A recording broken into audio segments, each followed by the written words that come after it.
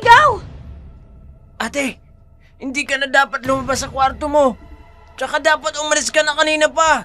Natatakot kasi ako. Baka kung ano nang nangyayari sa'yo. Kaya lumabas ako. Ano bang meron dito, bata? May aswang ba dito? Sa likod mo, ate! Aswang!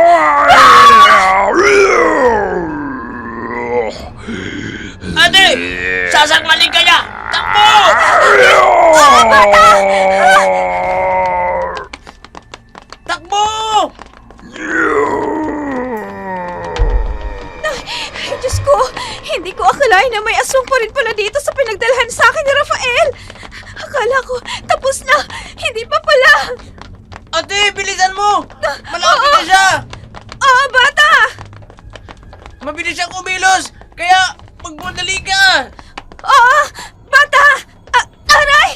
Ay, nawalan ako ng balanse! Ate naman ang tanda-tanda mo na! Bakit ang lampa mo pa? Pasensya ka na! Aray! Ang tuhod ko! Malayo yan sa bituka! Tumayo ka na dyan! Sandali! Aray! Bata! Bata! Hawakan mo ko! Hindi ako makatayo! Sobrang sakit ng binti ko! Kumapit ka sa akin! Ay, salamat, bata! Ate, sa likod mo! Aray! Ang buko! Nahila ng aswang! Ate! Bata, tumakbo ka na! Gagawa ako ng paraan paano makawala sa aswang na to! Hindi kita iiwan, ate! Tayo lang ang magkakampi! Gagamitin ko itong uling piraso ko ng bawang!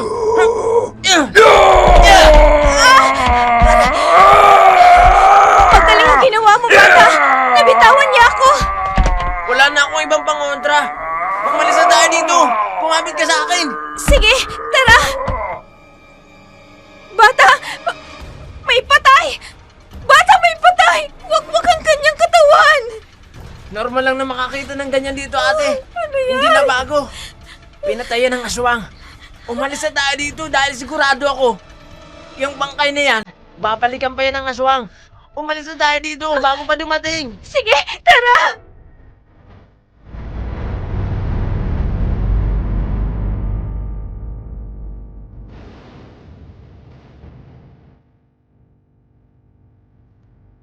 May mga bagay na napakahirap paniwalaan dahil parang hindi totoo, parang hindi sigurado.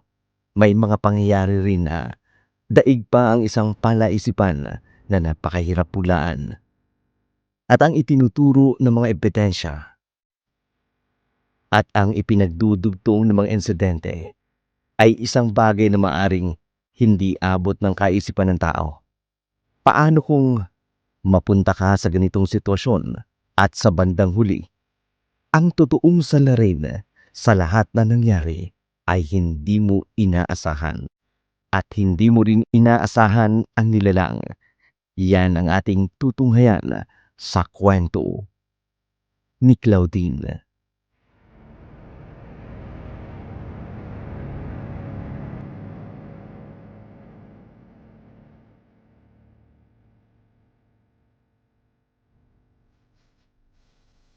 Tara na, Rafael.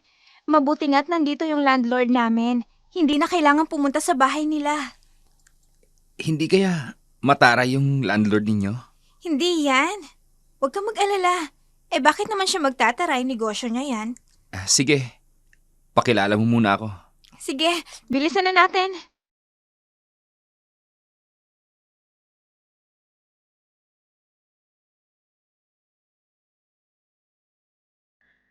Alam mo ba yung anak ko? Promoted na yun sa work. Iba talaga kapag inuuna ang pagsisimba at pagdarasal. Aling Magda! Ay, subayo ka! Ay, Claudine, ano ba yon? Si Rafael ho, yung sinasabi ko sa inyo na best friend kong pastor. Magrerenta po siya dito. Magandang araw po. Magrerenta po muna ako sa boarding house ninyo. Pansamantala po habang nakadistino po ako dito sa inyong barangay para mangaral at magdaos ng isang religious crusade. Ay, pastor. Pwede ibig sabihin, hindi ka katoliko, tama? Opo. Mukhang disente ka namang tao. Pero paalala ko lang sa'yo, ang patron ng barangay na ito, si Santo Niño. At karamihan dito, mga debutante niya. Huwag po ninyong alalahanin yan. Inirerespeto ko ho yung paniniwala ninyo. Hindi yan ang pinupunto ko. Ang gusto kong sabihin, huwag mong sisirain ang paniniwala ng mga tao rito. Lalo na kami mga deboto at mga katoliko. Opo, narito po ako para akayin ng mga naliligaw katulad ng ginawa ni Hesukristo. Ay, nako. Teka. Hindi oras ng misa ngayon. Ay, sige na, Claudine. Samahan mo na yun dun sa dulo. Alam mo naman yung bakanting kwarto. Opo. Ay, sige. Tara na, Rafael. Huwag mo nang intindihin yung matandang yun. Masyado kasing relihiyosa. At saka, nagmamalinis palagi. Kahit napakayabang at saka chismosa naman. Okay lang. Sanay akong makipag-usap sa mga ganoong tao. Nagkibit-balikat na lamang si Claudine sa sinabing iyon ng kaibigan. Umakyat sila sa hagdan dahil nasa ikalawang palapag pa ang magkatabing silid nila ni Rafael. Pagdating sa bungad, hindi sila halos makadaan dahil sa mga nagkalat na mga gamit ng isang boarder na bagong lipat din. Ang sabi ni Aling Magda, maglola raw ang lilipat doon. Pero hindi yun matanda lang ang kumikilos. Nang akmang bubuhati na ng ginang ang isang mabigat na container, hindi na ito natiis ni Rafael. Tumulong na ito sa pagbubuhat.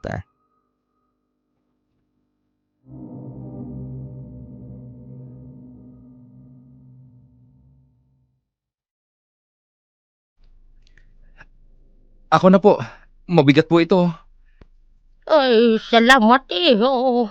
Mga abubot kasi yan ni Yana, kaya mabibigat talaga. Nasaan po yung kasama ninyo? Mag-isa po kayong nagbubuhat ng mga gamit dito.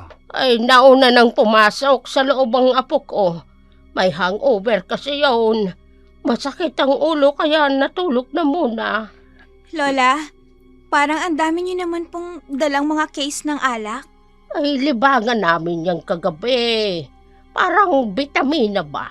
Hindi kami mabubuo kung wala niyan. Ay, huwag kayong mag-alala. Hindi naman lahat ay hard drink.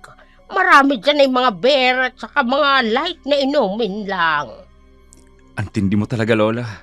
Mukhang sanay na sanay po kayo sa iba't ibang klase ng alak. Ay, nagtatrabaho ako dati sa beer house bilang waitress. At dati ring naging bartender noong panahon ko. Babaeng bartender. Mabuti naman po at malakas pa rin po kayo. Ay, isa lang naman ang sikreto para sa ganyan na po. Dapat masamang damo ka. Kaya po pala. Tulungan ko na po kayong maipasok ang mga gamit. Ang dami po, oh. Oo nga po, Lola. Tutulungan na po namin kayo. Boy, nakakahiya naman sa inyong mag-asawa. Naku, Lola. Hindi po kami mag-asawa. Magkaibigan lang po kami. Magkaibigan. Ay, baka naman magkaibigan. Sige po, Lola. Tutulungan na po namin kayo. Ay, sige. Diyan yun na lang ipatong sa bungad. Ay, diyan na lang. Ay, baka yung may mga laman pa matabunan. Matapos ang pagpasok ng gamit, nagpaalam na ang dalawa sa matanda. Nag-abot ng pera ang ginang, pero tinanggihan nila ito. Kinahapunan, habang natutulog si Claudine, nagising siya sa isang pamilyar na boses na nangangaral ng Biblia. Alam niyang si Rafael iyon at mukhang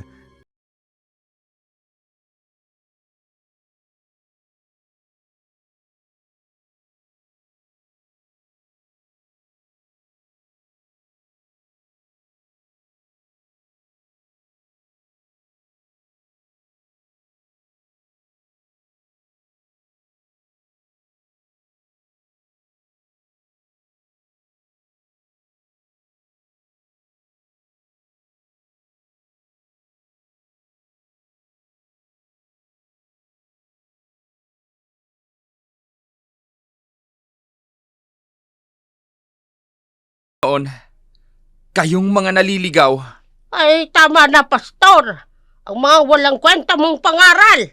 Hindi kami naniniwala sa Diyos na yan. kaya nga po narito ako sa barangay ninyo, para ipakilala ang Panginoong Diyos at ang kanyang mabuting Ay, balita. kalokohan. Masama ang Diyos ninyo. Pero mahal po kayo ng Diyos. At kaya nga po kayo narito, dahil sa kanyang dakilang pag-ibig. Pag-ibig? Hindi naman totoo yan, Pastor. Ineng, ang mga kabataang kagaya mo, ang dapat na nangunguna sa pagbabasa ng Biblia. Kaso, hindi naman po ganyan ang itinuro sa akin ng lola ko. Mas kabisado ko pa nga yung libro ng Black Magic. Yung itim na libro tungkol sa pambabarang at sa pagsagawa ng ritual. Ana! Sorry na po, Lola. Teka lang po. Mga ganoong libro po ang inaaral nyo? Oo, ano namang masama? Parehas lang naman silang Biblia. Parehas na libro. Ayan na! Sinabi ng tama na. Ay, magpapahinga na kami ng apo ko. Hindi kami interesado sa pangaral mo, Pastor. Sa ibang tao na lang, sige na't may gagawin pa kami. Tama.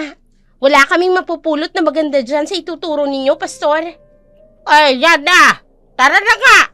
Sige po, Lola.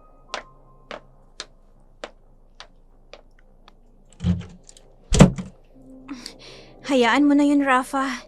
Hindi lahat ng tao tumatanggap ng salita ng Diyos. Siguro, itatiming ko na lang next time. Mas mabuti pa nga. Pwede bang mag-Bible study tayo ngayon? Sige, simula nang madestino ka sa malayo at liblib na baryo, matagal din natin itong hindi nagagawa, di ba?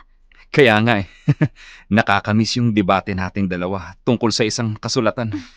Tara na! Tara! Sabay na pumunta ang dalawa sa kwarto ni Yana. Kinuha ng dalaga ang kanyang Biblia. Naghanda rin siya ng merienda nila habang nag-aaral ng Bible. Sa kalagitnaan ng kanilang ginagawa, may narinig silang malakas na tawanan sa labas. Medyo nakasisira iyon sa ginagawa nila. Kaya naman, napatayo si Yana at sumilip sa bintana. Nakita niya ang maglola nag-iinuman ng alak sa labas habang nagkukwentuhan at nagtatawanan. Napakamot ng ulo ang dalaga at nagmamadaling bumalik sa pwesto nila ni Rafael.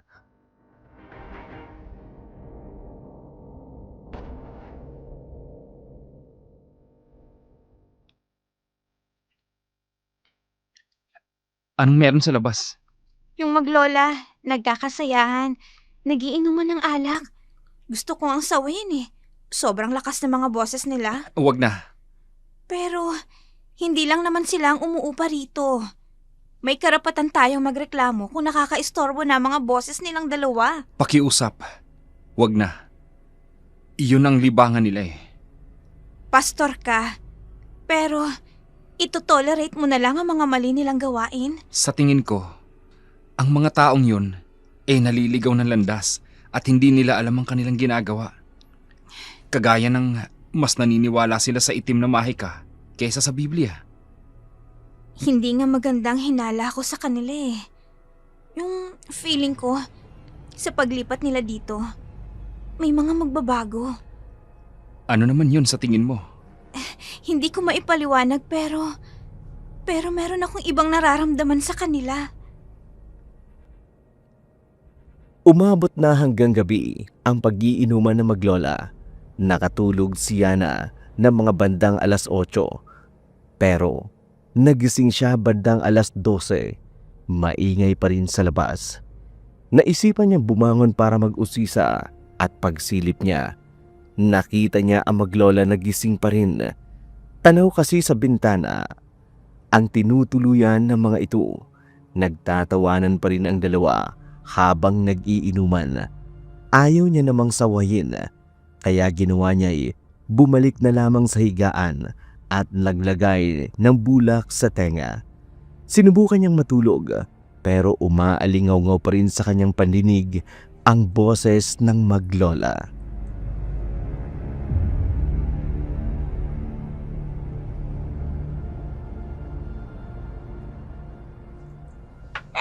Apo. Yan ang sinasabi ko sa'yo, Apo. Siya nga, Lola. Ang ganda nga, no? Ay, Ay, sinabi ko na ano sa'yo. ba naman ang mga taong yun? Oh, ito pa, ito Ang pa. lalakas Oh, ng boses. tingnan mo. Oh, mabuti to. Kakainis. Kahit anong posisyon ang gawin ko, hindi pa rin ako makatulog. Sawayan ko na kaya sila. Teka, natahimik ka. Tapos na yata sila. Ay! Ano yun? Diyos ko, ang weird. Parang halimaw.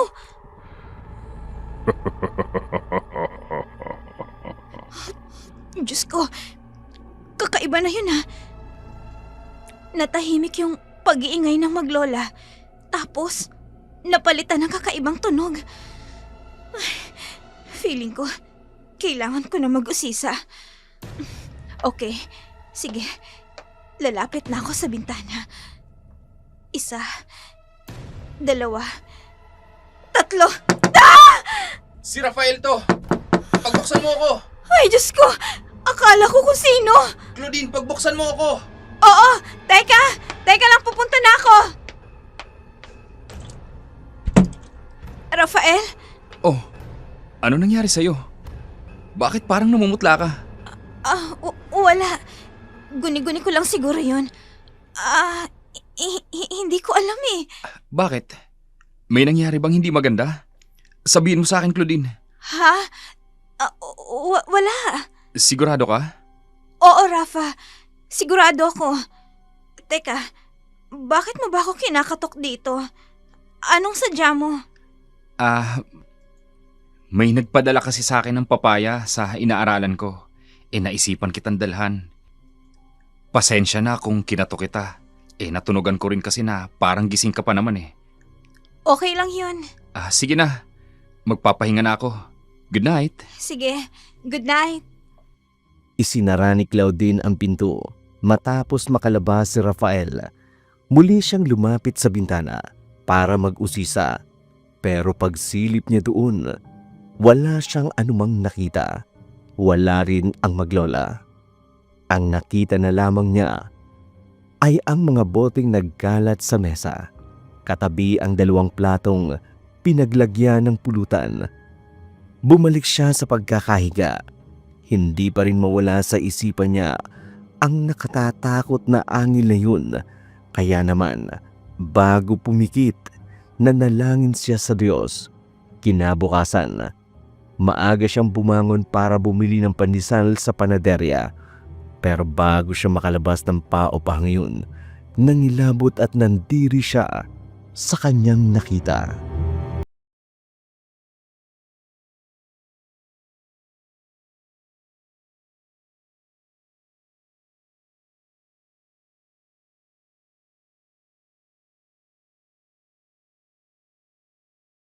Sinong gumawa nito sa asong ito? Bakit wakwak ang kanyang katawan? Parang sinadyang wakwakin. Yan na nga rin ang unang bumungad sa akin. Ate Donna, tayo pa lang ang unang nakakita dyan. Pero, sino kaya ang gumawa nito? Hindi ko rin alam. Hindi ko rin mapakialaman yan kasi nandidiri ako. Hintayin ko na lang na makita ng mga lalaking border mamaya na nag-ship sa factory. Maya-maya pang labas nila. Tayo pa lang ang unang nakakakita dyan. Ay, grabe. Ang lala ng ginawa sa aso. Hindi basta pinatay, kundi winakwak pa ang katawan. At parang kinuha lang ang lamang loob. Hindi magandang hinala ko sa mga nangyayari. Alam mo ba kagabi, sa gitna ng pagtatawanan, meron akong narinig. Isang malakas na angel ng isang nilalang. Oo. Narinig mo rin pala yun. Ako nga rin kagabi eh. Nakapagtataka. Bigla na lang nagkaroon nung matahimik yung maglola sa pagtatawanan. Ano kaya yun? Hindi magandang hinala ko sa narinig nating yun. Anong hinala mo? Aswang yung maglola. Mukhang meron silang kinalaman. Kasi di ba, sila lang naman yung gising kagabi. At saka isa pa, nakapagtataka na natahimik sila nung merong umangil. Hindi ba, kahit papano, dapat may maririnig tayong boses o kaya kaluskos mula sa kanila. Pero hindi, talagang natahimik ang paligid. Hindi nga rin magandang hinala ko sa kanila eh. Dumaan ako sa bahay ng maglola. May nagkalat na mga dugo at tila lamang loob ng hayop sa mangkok na naiwan nila sa labas.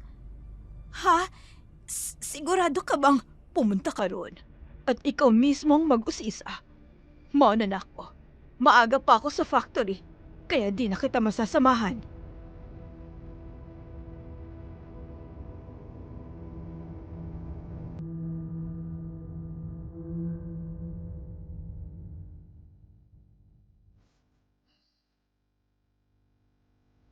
O anong sadya mo, Claudine? At nagpunta ka rito. Abay, ang aga pa. Aling Magda, may ire-report po sana ako tungkol ho sa maglola. O anong problema dun sa dalawang yon? May masamang hinala po kasi ako sa kanila eh. May namatay na hayop sa boarding house. Wakwak ho ang katawan at wala hong lamang loob. Ang masama pa po niyan, yung lamang loob, nakita sa mga mangkok na pinaglagyan nila ng pulutan. O ano gusto mong iparating? Meron po ako narinig. Isang malakas na angel kagabi na hindi pang karaniwan. Nakakapanindig ho ng balahibo ang tunog. Oy, alam ko nang ibig mong sabihin. Oy, aswang yung maglola. Tama ba ako? Parang gano'n na nga po. Ay, nako. Alam mo, pamilyar na sa akin yung pangyayaring yan. May isang border ako dati. Pumunta sa bahay ng ganito rin kaaga. Ang sinabi sa akin, may aswang daw na gumagala. Tapos ano natuklasan nung isa pa naming borders? Ano ho? Nag-a-addict yung border na yon. Kaya pala kung ano-anong nakikita. Tapos ikaw naman ngayon. Aling Magda, hindi naman po ako nag-a-addict. At saka, hindi lang po ako ang nakatuklas. Si Ate Donna rin ho. Alam ninyo, kung may kakaiba man doon sa maglola na yon, abay wala tayong magagawa. Mukhang hindi naman nananakit ng tao. Hayop lang naman ang sinasaktan. Kaya sigurado ba kayo na sila talagang gumawa nun? Hindi ho. Ay, wala naman palang patunay yung mga sinasabi mo. Kaya tigil-tigilan mo yan, Claudine. Pero Aling Magda, may isa pa po akong concern. Tungkol sa maglola na Ay, yun. ano na naman? Ay, ang dami-dami. Kasi naman ho Oh, sa gabi po, halos hindi kami patulugin dahil sa ingay nila. Nagtatawanan po silang maglola habang nag-iinuman ng alak. Nakakaperwisyo po sila sa mga taong natutulog sa boarding house. ano? Ano naman ngayon? Baka lang naman po may magagawa kayong solusyon. Aba, kayo lang naman ni Don ang nandoon. Kasi panggabi yung mga border ko ng factory. Si Rafael naman, ang alam ko hating gabi pa umuuwi galing sa pangangaral. Dalawa lang naman kayo. Di kayo ang mag-adjust. Pero Aling Magda, bakit parang wala po kayong pakialam? Border nyo rin po kami Bakit ako makikialam? Hindi naman ako apektado ng ginagawa nila. Mag-aaksaya ako ng oras. Kaarte-arte nyo naman, Claudine. Mag-adjust na lang kayo. Uminom kayo ng pampatulog para maaga kayo makatulog. Ganun kasimple. Aling Magda, hindi po ako pwede ng mga ganun. Kasi mahina po ang katawan ko. At saka alam niyo naman po pati ang trabaho ko Isa akong teacher, kaya dapat maayos talagang tulog ko. Ano ngang magagawa ko? May utang ang pamilya namin na kailangang mabayaran. Kaya nga ayoko mabawasan ng border ko. Hindi naman masama yung ginagawa ng maglola. Mukha namang nag-i-enjoy lang sila. Abay, pagtiisan mo na. Aling Magda, akala ko ho ba, sumasamba kayo sa Diyos? Pero bakit napakamakasarili ninyo sa ganitong pagkakataon? Bakit naman nadamay dito ang pagsamba ko sa Diyos? Ay, sino ka ba para pagsalitaan ako ng ganyan? Kasi lumalapit po ako rito para marinig ninyo ang concern ko. At bilang landlady, dapat po ay nakikinig kayo sa amin. Sa mga hinaing na mga borders ninyo. At mag-iisip ng tamang solusyon. Pero bakit sa pagkakataong ito, parang wala ho kayong pakialam sa mga sinasabi ko? Ikaw, Claudine, ha? Maging practical ka nga. Alam ko ang nangyayari sa buhay mo. Kaya ka nandito. Wala ka ng pamilya. Wala ka ng ibang taong uuwian. Kundi itong paupahan ko ang pinakamalapit sa eskwelahang pinagtuturuan mo. Oh, di ba? Ayaw mo namang iwan. Ako lang din ang nagpapaupa ng pinakamurang renta dito sa lahat ng boarding house. Alam ko naman ho yun. Ang sa akin lang naman po sana, marunong din kayong makinig sa mga borders ninyo. At hindi ho porket hindi kayo apektado, wala na po kayong gagawin. Ay, bakit? Mali rin naman ang ginagawa mo. Nambibintang ka na walang patunay. Oh, ay di ka rin malinis.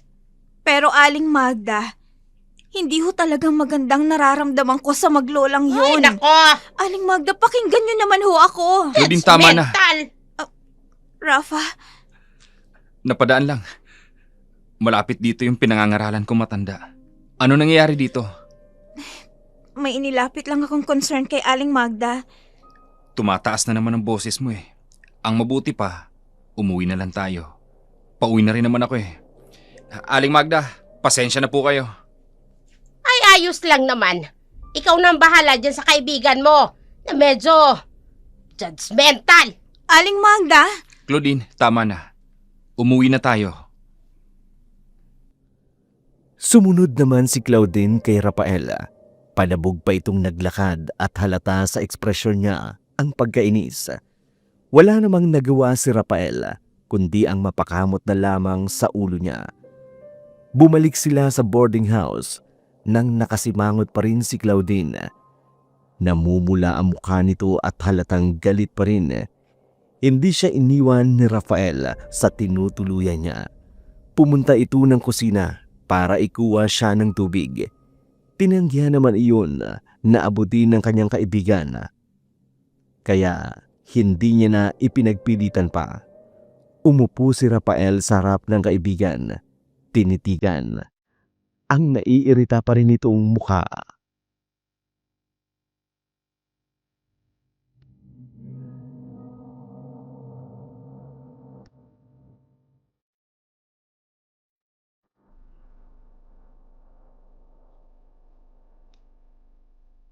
Bakit ka nakatitig dyan? Kumalma ka na. Nandito na tayo eh. Paano? Hindi ko kasi akalain na ganun lang ang magiging sagot ng matandang yun sa mga concern ko. Ano ba yung concern mo? At bakit hindi mo muna sinabi sa akin? Paano ko naman sasabihin sa'yo? Maaga pa lang wala ka na. Pasensya na. Inaya kasi akong magkape noong inaralan ko kagabi. Nagustuhan niya yung pag-aaral namin ng Bible. Sabihin mo sa akin, ano ba yung concern mo at baka makatulong naman ako? Paano yung kasing maglola? Hindi magandang hinala ko. Paano kung aswang pala sila? Aswang? Uy, ano ka ba naman? Bakit ka tumatawa? Ikaw Mukha kasi... ba ako nagjo-joke? Ikaw naman kasi nga. Nagpapaniwala ka sa mga aswang na yan. Para ka namang hindi Kristiyano. Ano kasi... Basta, sobrang kakaiba. At saka, sabi nun ng lolo ko, totoo daw ang mga aswang. Hindi ka ba umattend ng cell group noong matanda nating pastor? Nalimutan mo na ba kung ano yung kanyang sinabi? Anong sinabi niya? O tingnan mo, nakalimutan mo nga. Eto hindi ba sabi niya, ang mga aswang, multo, mga engkanto, yung mga yun, hindi yun totoo. Kung hindi sila totoo, ano yung mga nakikita ni lolo? At ano yung mga na-encounter ko? Ng ibang tao, na maayos naman ang pag-iisip, pero nakakakita raw ng mga ganong nilalang. Ganito kasi Alam mo naman na ang kaaway o si Satanas ay mapanlin lang. Ginagamit niya ang isip ng mga tao para iligaw ang paniniwala natin. E di ibig sabihin, gawa-gawa lang ng demonyo ang aswang, yung multo o engkanto? Tama. Nakuha mo. Hindi yan totoo. At kapag naniwala ka sa mga ganyan, para ka na ring nalinlang ng mga demonyo. Okay, sige. Pero paano mo ipapaliwanag yung aso? Nawakwak yung katawan. 'Di ba? Dun sa may bungad. Hindi natin alam. Baka may naligaw na mabangis na hayop at nakipaglaban sa aso. Malapit na rin naman ang lugar na ito sa kagubatan kung saan nakatirang mababangis na hayop, di ba? Sa bagay. At si Aling Magda, huwag mo nang patulan dahil medyo saradong pag-iisip niya. Siya yung tipo ng tao na ginagamit ang relihiyon niya para magkunuring mabait sa harap ng iba kahit hindi naman talaga. Napansin ko nga para bang sobrang napakamakasarili niya. Kaya Claudine, makinig ka sa akin. Mag-focus ka na lang sa sarili mo, sa buhay mo, kesa naman sa ibang tao. Anong gagawin ko kapag hindi ako makatulog dahil sa ingay na maglola? Di magdasal ka. Umawit ka ng papuri sa Panginoon. Hindi mo na namamalayan yung ingay kasi unti-unti ka nang makakatulog. Ay, sige na nga. Susubukan ko mamaya. Tandaan mo ang mga sinasabi ko ha. Napangiti si Claudine sa sinabing iyon ni Rafael. Naramdaman niya ang malakas sa pagdibok ng kanyang puso dahil sa pagpapalakas ng loob ng kaibigang matagal niya nang gusto. Naulit na naman ang kaparehong takbo, kagaya na nangyari noong nakaraang gabi. Nag-iinuman na naman ang maglola sa tapat ng tinutuluyan nila. Ginawa naman ni Claudine ang mga sinabi sa kanya ni Rafael, pero hirap na hirap pa rin siyang matulog. Kung noong nakaraan nagtatawanan ang dalawa, ngayon nagkakantahan naman. Ilang sandali lang natahimik din, pero may panibagong ingay silang narinig.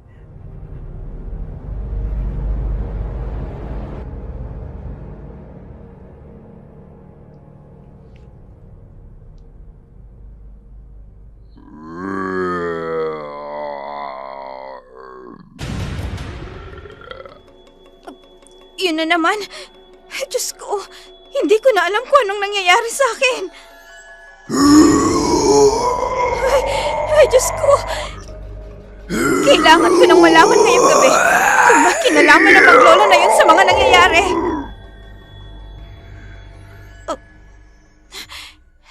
Tahimik na naman. Nawala na naman sila. Ang naiwan na lang ay ang mga boteng pinag-inuman at mangkok na pinaglalagyan ng pulutan. Palagi na lang silang nawawala sa tuwing may umaangil. Teka, ano yun? Parang may nilalang sa madilim na kasukala na yun. Kailangan kong puntahan. Teka, nandito lang yun nawala.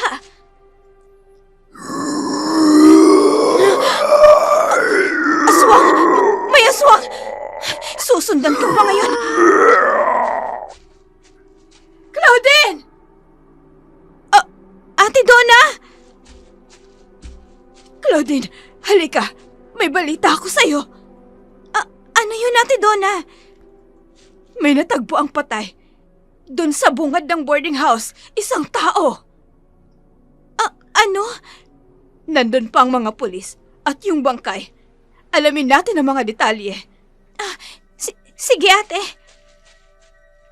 Muling nilingon ni Claudine ang sukalan kung saan niya nakita ang aswang, pero wala siyang nasumpungan ni anino nito. Agad naman siyang hinila ni Donna papunta sa lugar kung saan nakita ang nakahandusay na patay.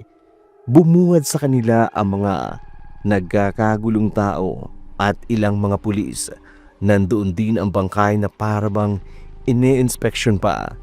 Lumapit ang dalawa sa pinsan ni Donna na pulis para magtanong ng mga detalye tungkol doon.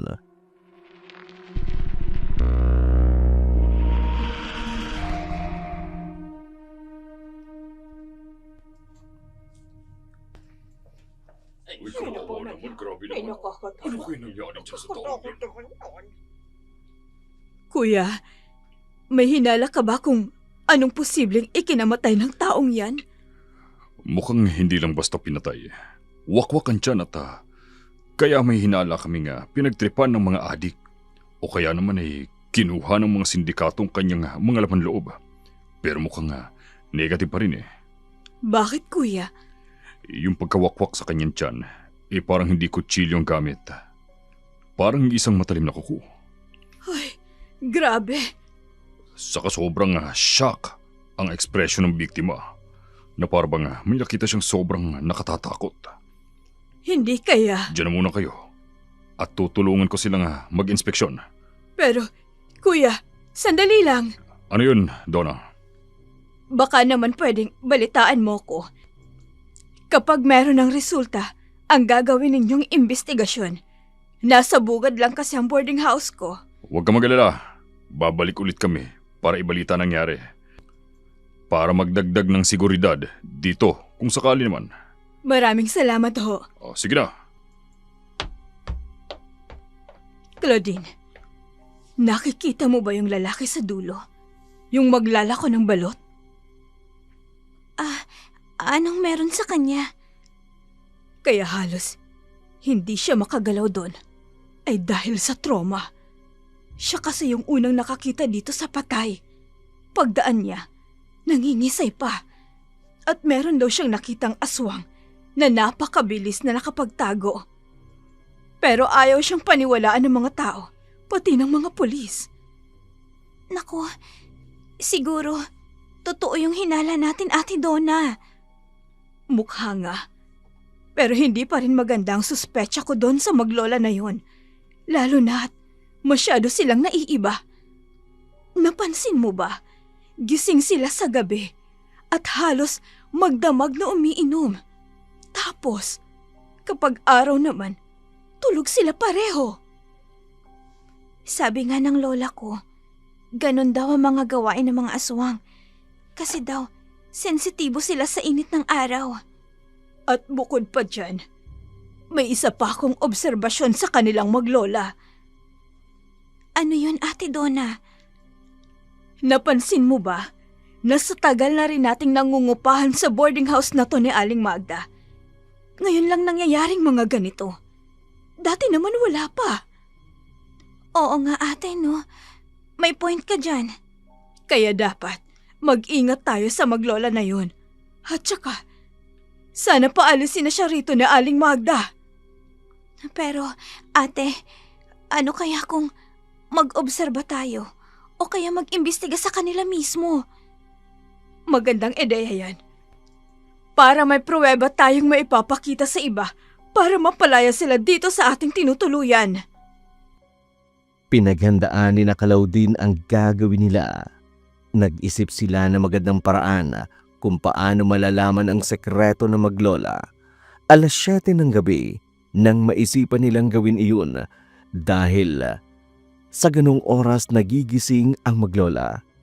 Bago pumunta, nagdala muna sila ng mga kilalang pangontra sa aswang kagaya ng bawang, asin at kalamansi. Nagbaon din sila ng rosaryo. Kahit kinakabahan at natatakot, kinatok ng dalawa ang bahay ng maglola.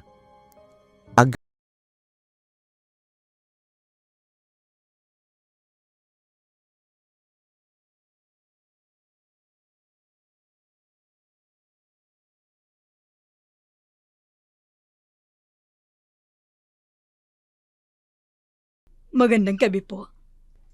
Ay, anong sadya ninyong dalawa? Mag-aalmusal pa lang kami. Ibig niyo pong sabihin, maghahapunan? Tama si Lola. Mag-aalmusal nga kasi mukhang kagigising lang nila. Ay, oo nga pala. Ay, ano bang sadya ninyo? Diretsohin nyo na ako. Sasabay ho sana kami sa pagkain nyo kung okay lang ho sa inyo. Okay lang naman. Oy, sige kayo. Pumasok kayo. Sige ho. Saglit lang Dito lang muna kayo sa lamesa at magsasandok lang ako. Oo ho. Parang hindi nalinisan ng bahay, Claudine. Tingnan mo, ang kalat. Ay, oo nga ate. At saka sobrang masangsang. Makakaya mo bang kumain dito? Pero, kailangan nating kayanin para hindi tayo mahalata na nag-iispiya lang sa bahay nila. Ay, sige na nga. Oh, wag na tayong maingay. Nandiyan na yung apo ni Aling Senyang, si Yana. Oo ate. Mawalang galang na nga po. Anong ginagawa niyang dalawa dito? Ay, magandang araw. Naku, sasabay kasi kami sa inyong kumain. Alam na ng lola mo yun. Hoy, di ba ikaw yung kaibigan ng pastor na nangaral sa amin nung isang araw? Oo, ako nga. Kung pumunta lang kayo rito para gawin ang mga walang kwentang bagay na mga magagandang balita ako nung sinasabi, wag na lang. Ay, naku hindi. Pumunta kami rito para sumabay sa inyo sa pagkain. Sus, sumabay. Ito na ang pagkain natin. Mabuti naman at bumangon ka na rin na po. Lola, ikaw ang nagpatuloy sa mga to? Ay, bakit? Mukhang mababait naman silang tao. Tama si Lola mo, Yana. Hindi na nga kayo lumalabas dito, kaya kami na lang ang dumaya sa inyo. Sus! Ay, Aling Senyang, ito po pala yung ulam namin. Buttered shrimp na maraming bawang. Kumakain po ba kayo nun? Ay, sa inyo na lang. Hindi ako kumakain yan. Naku, sabi ko na nga be. Huwag ka maingay ate, mahahalata tayo. Ay, siya nga pala. Etong kalderetang ulam namin. Kumuha na rin kayo. Sige ho. Bakit ganito ang lasa? Sobrang tabang, tapos ang lansa ng karne, parang hilaw pa. Okay lang ba kayong dalawa? Lola, mukhang hindi nila nagustuhan ng kaldereta. Ay, totoo ba? Ay, naku, hindi ho Aling Senyang. Medyo natabangan lang po kami. Bigay sa akin yan ni Magda. Tira pa yan kahapon hindi yata nila naubos. Bakit po kaya sobrang tabang? Ay, bakit hindi siyang tanungin mo? Sabay na nagkatinginan sina Claudine at Donna. Sinubukan pa nga nila mag-espiya nang magkahiwalay. Habang si Claudine ay nagkukunwaring makikibanyo, si Donna naman nagkukunwaring makikiinom sa kusina. Sa kabila nito, wala silang nakita na kahit anong sinyales ng pagkaaswang na maglola. Pinilit lang nilang tapusin ang kanilang pagkain, saka sila nagpaalam sa maglola at lumabas na. Naisipan muna nilang magpahangin sa labas at nang dumaan ang mga nagtitinda ng balot, bumili sila ng tig-isang piraso para may magawa habang nakatambay.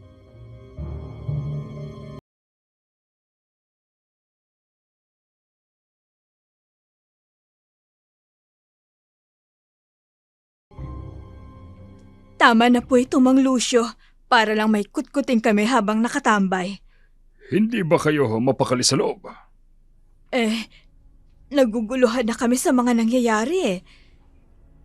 Hindi na ho namin alam kung sinong pagkakatiwalaan, Mang Lucio.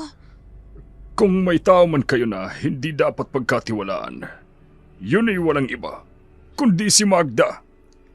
Alam ninyo ba kung bakit? Bakit naman ho?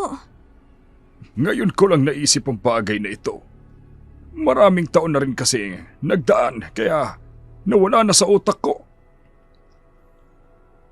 Ano yun, Mang Lucio? Yang si Magda, dati ay may alaga siyang sigbin. Kasi naniniwala ang babaeng yan sa swerte. At yun ay pinaniniwalaan niyang pampaswerte daw. At may hinala ako na yun ang aswang na nakita ko kagabi. Dalawa lang ang posibleng dahilan. Baka pinakawalan niya ang alaga niya. O kaya naman ay nakatakas. Di ba po, nakita ninyo yung aswang kahapon nung umatake siya dun sa tao? Oo, nakita ko nga. Pero hindi na masyadong malinaw. Kasi sobrang bilis. Basta, mag-ingat kayo kay Magda. Huwag kayong magtiwala sa kanya. Pagkasabi noon ay nagpaalam na ang magtataho. Naiwan naman si Claudine at Donna na parehong natulala. Magulo ang isip. Isang bagong pag-iispiya ang naisipan nilang gawin at ito ay sa bahay ng kanilang landlady. Nagkataon na walang tao sa bahay nito dahil namalengke. Sila naman ay wala ring pasok sa trabaho dahil weekend. Naganap sila ng mapapasukan. Nakita nila ang sirang bintana sa dulo. Madali lang silang nakapasok doon dahil wala naman itong laka. Mismong kwarto ni Magda ang kanilang napuntahan. Nag-obserba sila doon at marami silang nakitang kakaibang bagay.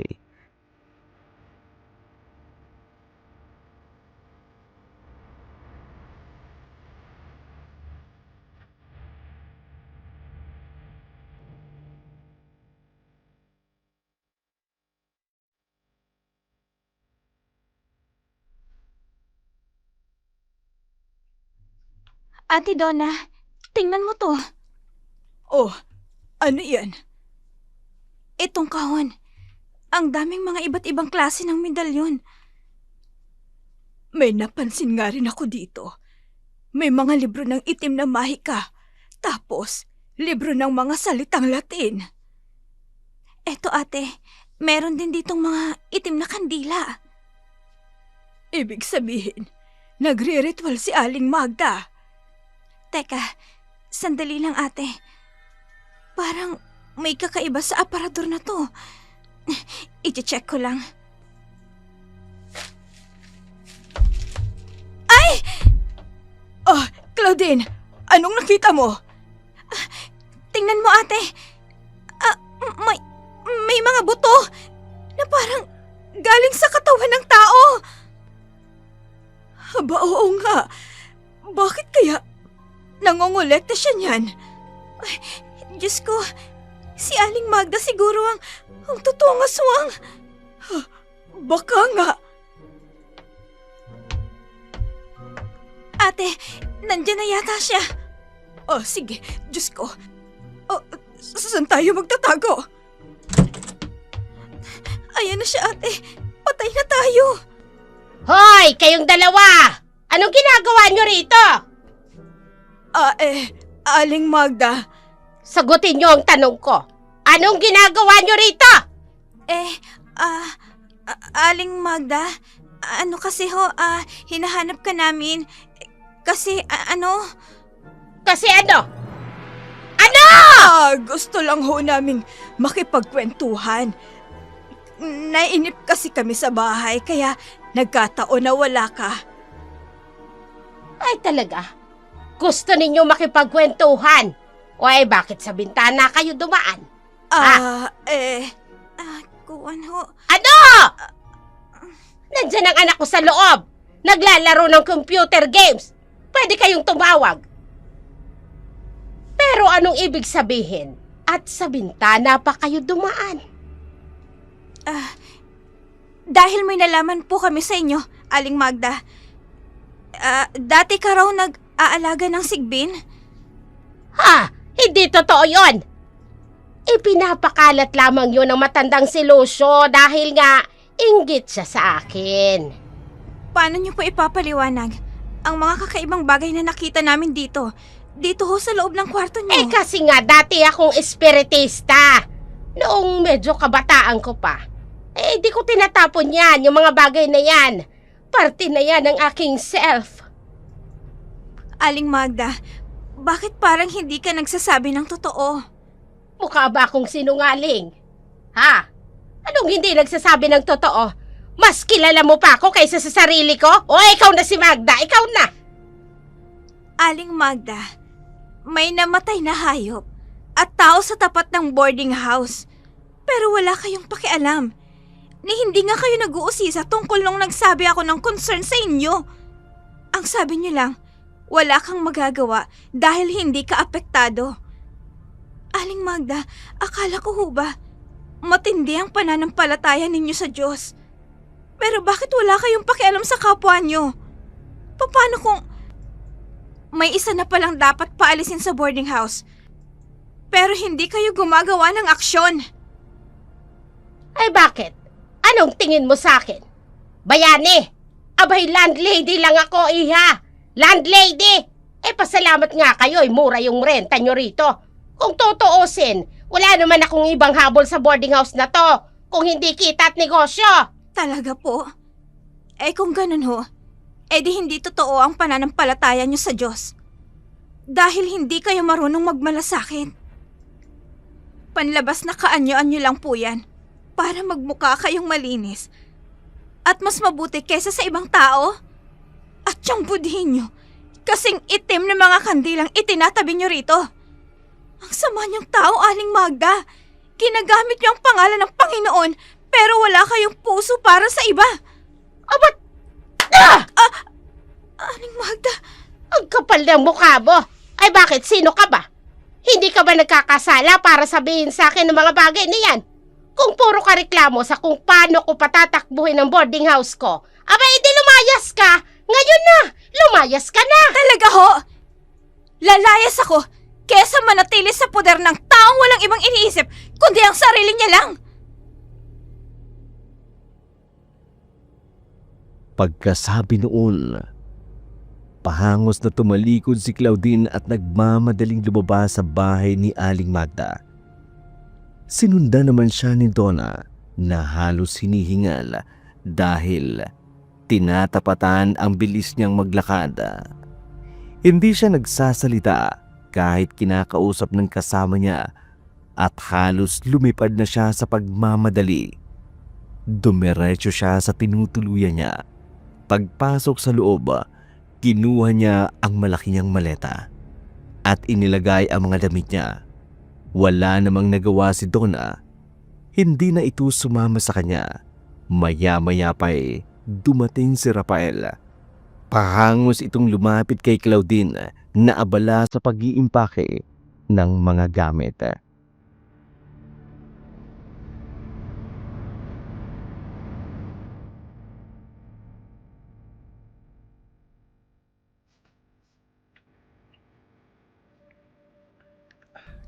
Claudine, nabalitaan ko kay Donna. Yung nangyari sa'yo. Ayoko ng sermon, Rafa.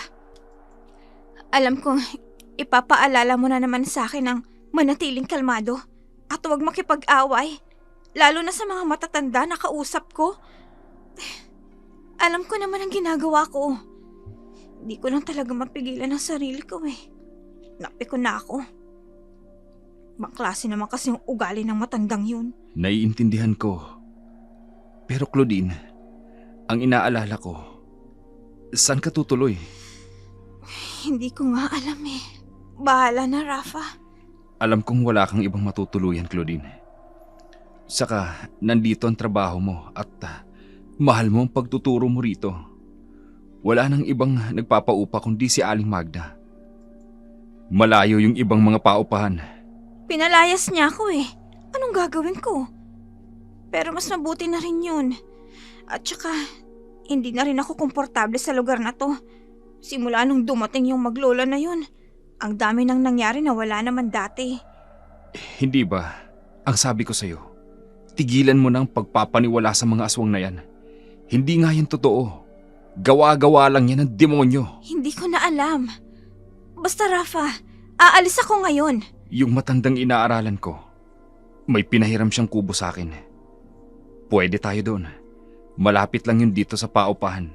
At sigurado akong malapit lang din yun sa eskwelahan kung saan ka nagtuturo. Rafa, ipinahiram lang yun sa'yo para may magamit ka sa crusade. Yung crusade? Huwag kang mag-alala. Sa barangay hall na yun gaganapin. Pwede tayong tumira doon. Maniwala ka. Pumayag si Claudine sa alok ni Rafael. Nag-impake na rin ito ng mga gamit. Sabay silang umalis ng paupahang iyon.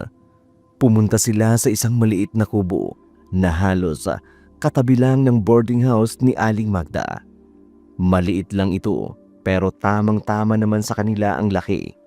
Meron na rin itong maliit na mesa na may 2 upuan at isang papag. Pinahiram din sila noon ng may-ari nito ng maliit na aparador. Komportable naman ito para sa kanila, maliban na lang noong gabi na. Rafa, hindi mo naman sinabi. Sobrang liit ng papag dito. Kasya lang pala ang isang tao. Paano tayo magkakasya dito? Ayos lang. Dito na lang ako sa mesa. Tapos lalagyan ko na lang dun sa dulo ng upuan. Baliw ka ba? Mangangalay ang katawan mo dyan. Aray! Oh! Ano ka ba naman? Tingnan mo. Yan ang nga bang sinasabi ko sa'yo eh. Wala na talaga akong choice. Aray ko.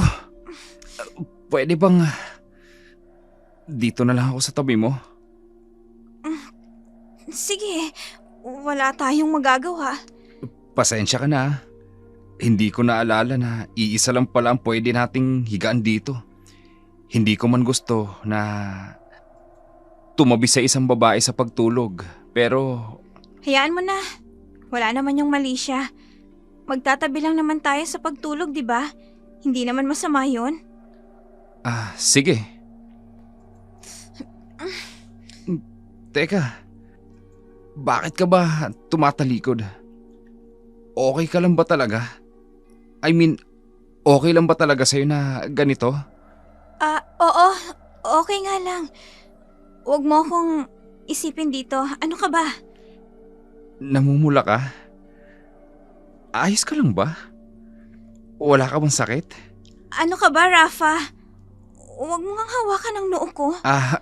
Claudine, namumula yung pisngi mo. Ha? Naku, hindi At saka, baka dahil mainit dito kaya ganun. Huwag mo na nga ako intindihin. Ano? Bakit mo ko tinatawanan ng ganyan? Namumula ba ang pisngi mo dahil magkatabi tayo? Hoy! Uy, hindi no. Maiga ka na nga. Uy, bakit ka nagtatalokbong? Saka, grabe naman yung iniliw mo sa akin. Wala naman akong gagawing masama sa'yo eh. Manahimik ka nga, Rafa. Matutulog na ako. Tsaka, hindi yun dahil sa'yo, no? Hoy, Claudine Ano na naman? malay mo, parehas lang pala tayo ng nararamdaman. Biglang lumakas ang kabog ng dibdib ni Claudine ng mga sandaling iyon. Parang may kung anong kuryenteng dumapo sa loob ng katawan niya. Kaya mas lalong hindi siya makagalaw. Naramdaman din niya ang kakaibang pag-iinit. Matagal na kasi siyang may gusto kay Rafael. Ilang sandali lang, napayapa na rin siya at nakatulog na. Nagising siya mga bandang 12:30. Napabalikwas siya at nakitang wala si Rafael sa kanyang tabi. Bigla siyang napabangon sa pagkakahiga. Hinanap ang kaibigan sa lahat ng sulok ng bubong na iyon pero hindi niya nakita hanggang sa may makita siyang sulat sa mesa. May sulat ng lalaki. Ano na naman kayang agenda ng isang to at umalis ng gabi? Basahin ko nga. Claudine, nakalimutan ko palang sabihin sa'yo na magwo-worship kami sa bahay ng isa kong dinadalaw kasi hindi raw siya nakakatulog kapag hindi dinadalaw. Baka hindi agad ako makauwi kasi matanda siya at walang kasama. Kailangan ko siyang samahan muna kasi nakakaawa rin at may sakit. Wala kasi sa bahay ang anak niya. Mag-iingat ka ha. Ay, Mas inisip pa niya yung ibang tao kaysa sa akin.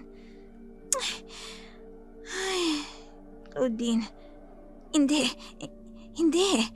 Huwag kang ganyan. Magkaibigan lang kayo ni Rafael. Hindi kanya responsibility. Ay, ano ba naman itong naiisip ko?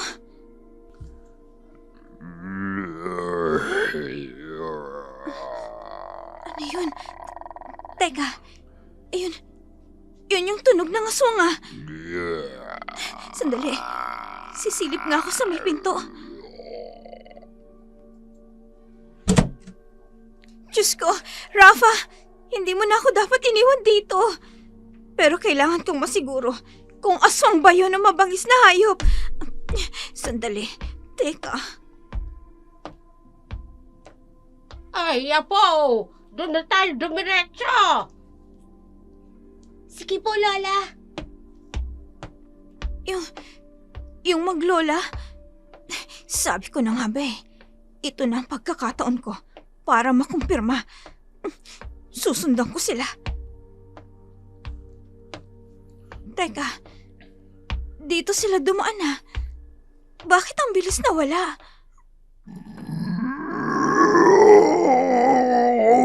Yung aswang, nandun siya. Teka, nawala. Nasaan na yun? Nandito lang yun. Claudine, Rafael? ano ka ba? Bakit ka nandito sa labas? Rafael, yung aswang. Ayan ka na naman eh. Pumasok na tayo sa loob. Teka, akala ko ba hindi ka uuwi? Di ba sabi mo may sasamahan kang matanda? Dumating yung anak niya kaya umuwi na ako. Naalala ko rin kasi na wala kang kasama sa kubo. Alam mo ba, muntik ko nang mahuli yung aswang. Ano bang sabi ko sa'yo? Tigil-tigilan mo na yung paniniwala sa ganyan. Gawa-gawa lang yan ng demonyo. Kristiyano ka. Kaya huwag kang magpapaligaw. Sige na, pumasok na tayo sa loob. Nagbatiuna na sa paglalakad si Rafael at hindi na ito nagsalita pa. Si Claudine naman, habang naglalakad ay panay ang linga sa paligid. Nagbabaka sakaling makikitang muli ang aswang. Wala siyang pinalampas ni isang detalye sa bawat madadaanan niya, pero hindi siya nagpapahalata kay Rafael. Bumalik ng kubo na magulo ang isip ni Claudine. Hindi na siya nakatulog simula noon, habang si Rafael naman mukhang nakikiramdam sa kanya. Kinabukasan, maaga siyang binulabog ni Donna dahil meron daw siyang isang masamang balita sa kanilang lugar.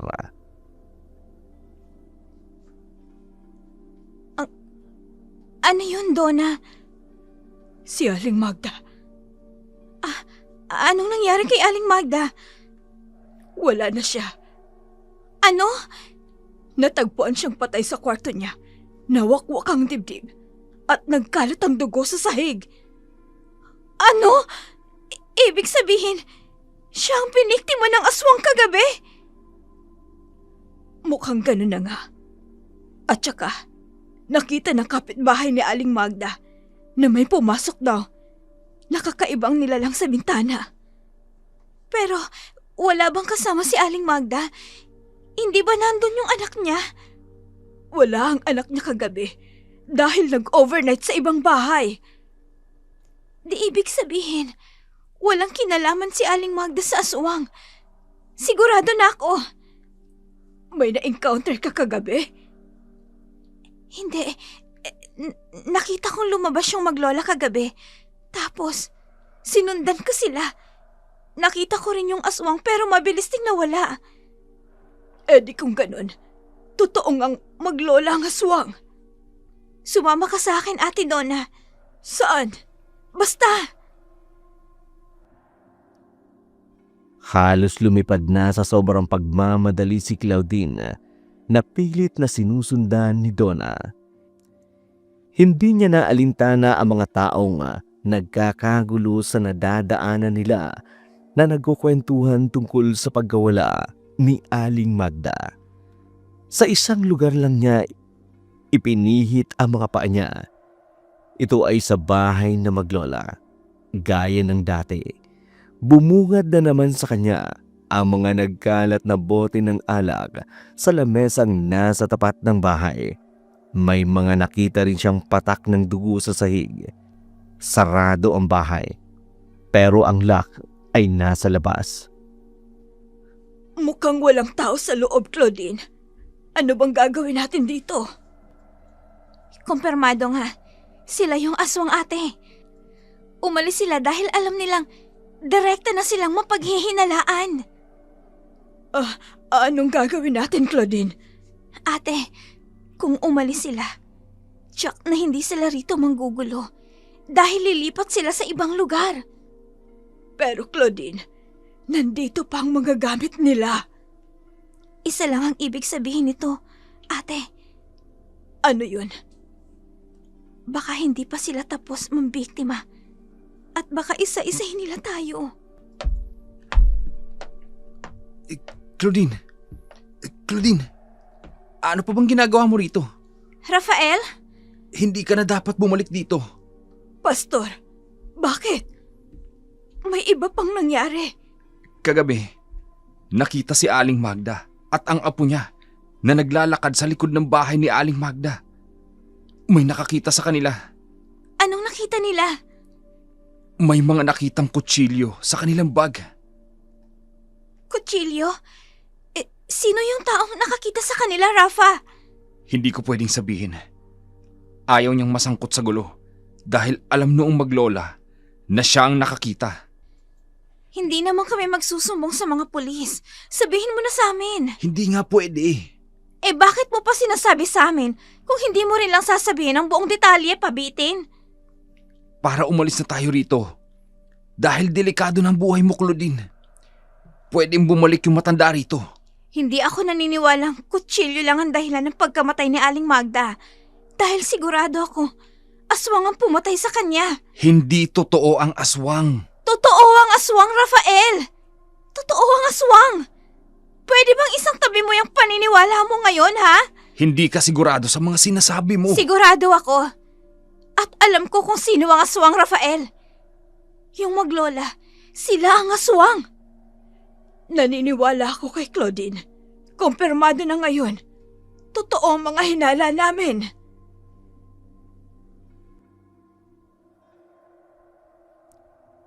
Hindi na nakapagsalita pa si Rafael sa sinabing iyon ni Claudine.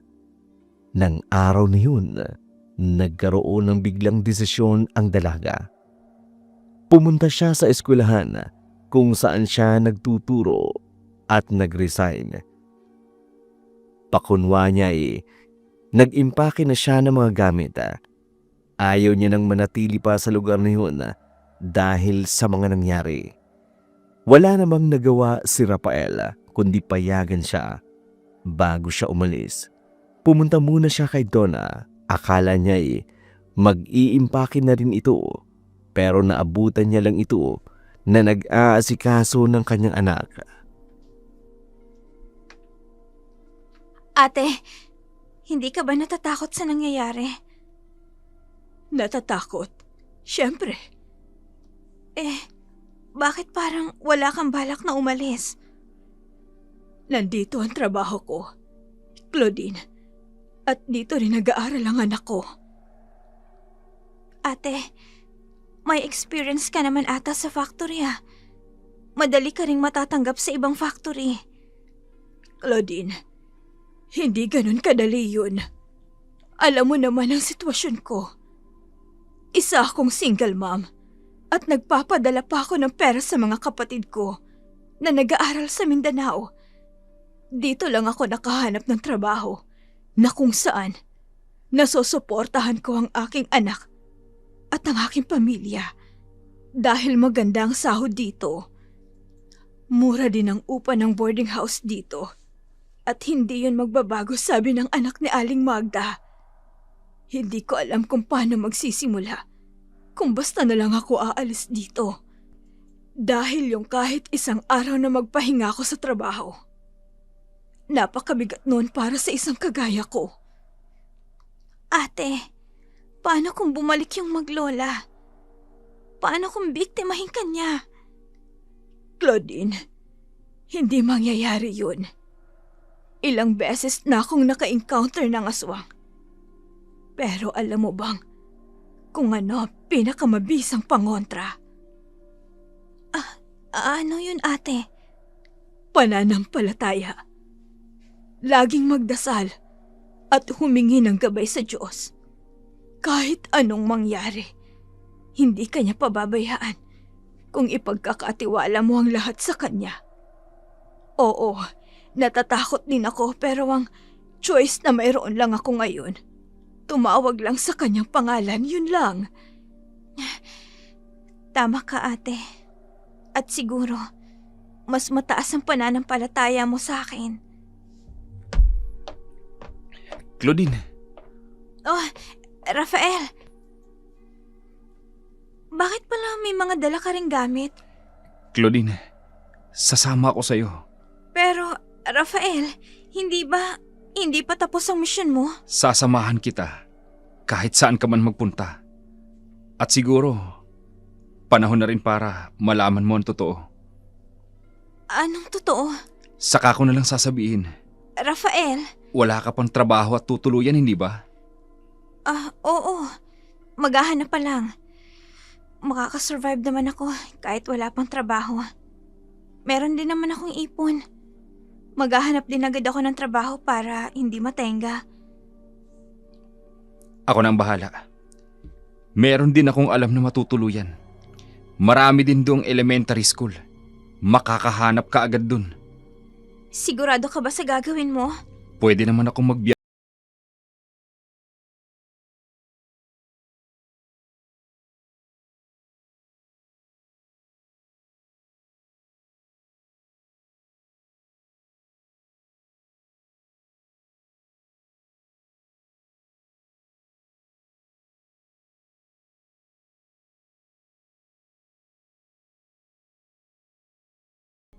Anong bakit dito? Sinaunang bahay lang to. Pero sigurado ako na magiging komportable ka rito. Hindi ako komportable. Sa tatlong umuupa rito, bakit pare-parehas sila? Pare-parehas na tao. Ano ka ba naman, Claudine? Rafael, hindi ako nakikipagbiruan.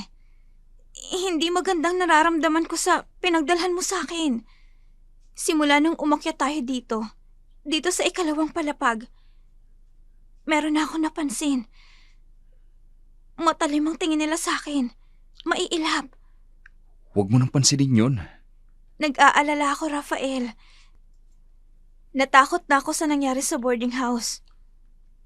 Hindi ko hahayaang mangyari ulit yun sa'yo, Claudine, okay? Nandito lang ako. Ako ang bahala sa'yo. Hindi kita pababayaan. Pero ano? ano yung totoo na dapat kong malaman? Saka ko na ipaalam sa'yo. Rafa, ano ba talaga? Sa ngayon, palagi ka lang manatili sa kwarto. At huwag na huwag kang lalabas dito kung wala ka namang importanteng gagawin sa labas. Bakit, Rafa? Anong dahilan? Basta't makinig ka na lang sa akin. Maiwan muna kita rito, ha? May gagawin lang ako. Pagkasabi noon, isinuot na ni Rafael ang kanyang bag at pahangos na umalis. Naiwang mag-isa si Claudine na nanahimik at nag-iisip ng malalim dahil nagugulan pa rin siya sa mga nangyayari. Ilang sandali lang, naisipan niyang lumabas. Pero paglapit niya sa pinto, hindi niya ito mabuksan. Nilakasan niya ang pwersa pero kahit anong gawin niya, hindi niya talaga ito mabuksan. Doon niya napagtanto na nakasarado pala ito sa labas. Pawis na siyang napaupo sa may pinto. Diyos ko, ano bang nangyayari? Bakit kailangan akong ilak ni Rafael dito? Kahit kaibigan ko siya, parang gusto ko na ring magduda. Teka, ano yun? Parang sa may bintana. Ate! Ate! Bata? Ate, Bata! Anong ginagawa mo dyan? ate, may dapat kang malaman. Ano yun? Anong dapat kong malaman? Hindi ka ligtas dito, ate. Bakit naman? Hindi ko pwedeng sabihin eh, kasi baka magalit sa akin si Tio. Pero, Pero ano? basta umalis ka na rito, ate. Maniwala ka sa akin. Hindi ka ligtas dito. Diretsahin mo na ako, bata. Hindi ko sasabihin kahit kanino. At hindi yun malalaman ng tiyuhin mo. Bawal talaga, ate. Pasensya na, ha. Basta, pinaalalahanan ko lang kayo na hindi ka dapat manatili sa lugar na ito. At sana makinig ka sa akin. Hindi ko maintindihan. Naguguluhan ako. Kailangan ko nang bumaba dito, ate. Parating na si Tio. Baka malaman niya na nakikipag-usap ako sa iyo. Teka, bata! Mamaya, mag-usap tayo! Wala nang nagawa si Claudine nang tuluyang bumaba ang bata. Nakita niyang dali-dali itong tumakbo palayo at pumunta sa sibakan ng kahoy. Napabuntong hininga na lamang si Claudine. Nahiga na lamang siya sa kanyang kama habang malalim ang iniisip. Wala siyang magawa sa silid na yun at inabot na lang siya ng gutom dahil hindi pa siya nag-aalmusal. Pasado 12:00 ng tanghali nang buksan ni Rafael ang pinto. Pagdating nito, may dala itong pagkain, 2 plato na may lamang kanin, 1 mangkok na may lamang noodles, at 1 mangkok ng kaldereta at chop suey. Kumain na tayo ng tanghalian. Mabuti naman at nagdala ka ng pagkain. Gutom na ako eh. Sa'yo pala itong noodles. Tapos, sa akin itong kaldereta. Teka, hindi mo ba ako bibigyan nitong kaldereta? Mukhang masarap eh. Sa akin yan. Masarap naman yung noodles eh. Pero, itong palagi kong kinakain sa boarding house kapag pagod na ako. Tinatamad na rin ako magluto tapos ito lang ipapakain mo sa akin? Ibang klase ka talaga, Rafa. Hindi ba gutom ka na? Kumain ka na lang. Teka, patikim naman ako niyan. Claudine, sabi ng... Teka! Teka, bakit ganito ang lasa? Oh, anong lasa? Ang weirdo. Parang hilaw pa yung karne. Tapos, parang walang asin. Wala man lang alat. Kaya nga sabi ko sa'yo, akin na lang itong kaldereta. Dahil sigurado akong hindi mo naman magugustuhan ng lasa. Sino bang nagluto nito? Saan ka ba nakabili nito, Rafa? May tagaluto sa paupahang ito. Yun ang kinakainan ko. Rafa, kilala mo ba talaga ang mga taga rito? Oo naman. Nadistino na ako dito dati, di ba? Dito ako umupa. Rafael, hindi kaya... Claudine, pansamantala ka lang dito. Kapag nakahanap ka na ng trabaho, umupa ka na sa iba. Okay? Bakit? Hindi ba ako pwedeng magtagal dito? Claudine, nakita mo naman ang lugar dito. Masyadong liblib. Maganda nang nasa kabayanan ka. Alam mo, Rafael, kanina pa ako naguguluhan sa'yo. Kanina sabi mo, sasabihin mo sa akin yung totoo. Pero parang ayaw mo namang sabihin. At ang ipinagtataka ko pa, kung bakit ayaw mong lumabas ako sa silid na to. Tapos, inilalak mo pa yung pinto. Ano ba talaga ang totoo? Wala. Basta sundin mo na lang yung sinabi ko. Kapag nakahanap ka ng trabaho, umalis ka na rito. Sa katandaan mo yung sinabi ko, huwag kang lalabas dito. Isinasara ko ang pinto para hindi ka na makalabas. Pagkasabi noon, tumayo na si Rafael. Hindi na inubos ang pagkain. Naiwan si Claudine na naguguluhan. Lumipas pa ang mga oras. Naiwan namang mag-isa ang dalaga.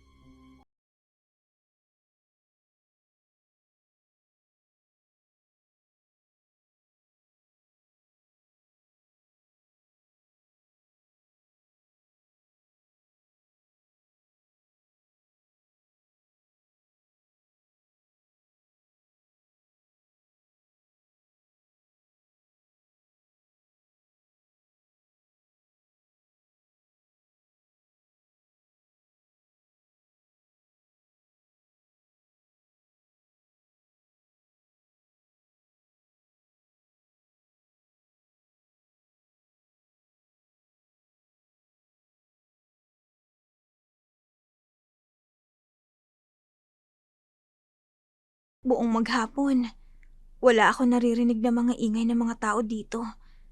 Tapos kung kailan gabi na, tsaka sila nagkakaingay. Ay, ang weird talaga.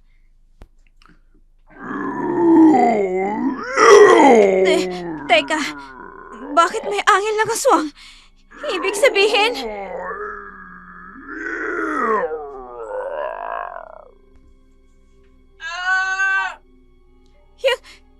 Yung bata na pinapalis ako rito, ano kayang nangyayari?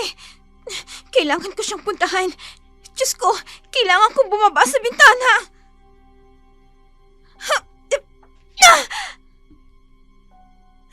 Ayun siya. Nagtatago sa may puno. Bata! Bata! Ate! Anong ginagawa mo dyan? Bakit ka sumisigaw? Ate! Hindi ka na dapat lumabas sa kwarto mo. Tsaka dapat umalis ka na kanina pa. Natatakot kasi ako. Baka kung ano nang nangyayari sa'yo. Kaya lumabas ako. Ano bang meron dito, bata? May aswang ba dito? Sa likod mo, ate!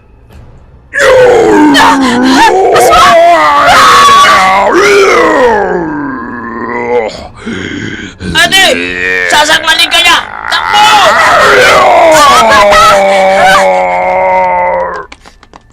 Takbo! Ay, Diyos ko! Hindi ko akalain na may aswang pa rin pala dito sa pinagdalhan sa akin ni Rafael! Akala ko, tapos na! Hindi pa pala! Ate, bilisan mo! Malapit na siya! Bata!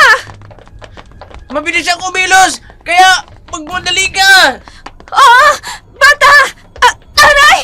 Ay, nawalan ako ng balanse! Ate naman ang tanda-tanda mo na! Bakit ang lampa mo pa? Pasensya ka na! Aray! Ang tuhod ko! Malayo yan sa bituka! Tumayo ka na dyan! Sandali! Aray! Bata! Bata! Hawakan mo ako! Hindi ako makatayo! Sobrang sakit ng binti ko! Kumapit ka sa akin! Ay, salamat, bata! Ate, sa likod mo! Aray! Ang buko! Nahila ng aswang! Ate! Bata, tumakbo ka na! Gagawa ko ng paraan paano makawala sa aswang na to! Hindi kita iiwan, ate! Tayo lang ang magkakampi! Gagamitin ko itong uling piraso ko ng bawang!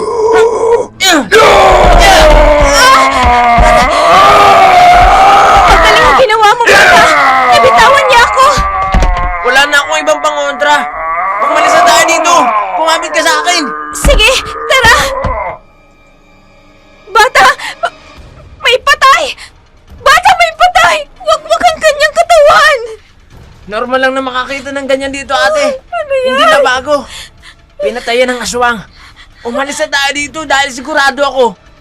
Yung bangkay na yan, babalikan pa yan ng aswang! Umalis na tayo dito bago pa dumating! Sige, tara! Nagpatuloy sa pagtakbo si Claudine. At ang batang si Manoy, halos lumipad na sila sa sobrang bilis. Sanay na sanay sa ganung gawain ang bata. Bukod sa tumatakbo ay nagmamanman din siya.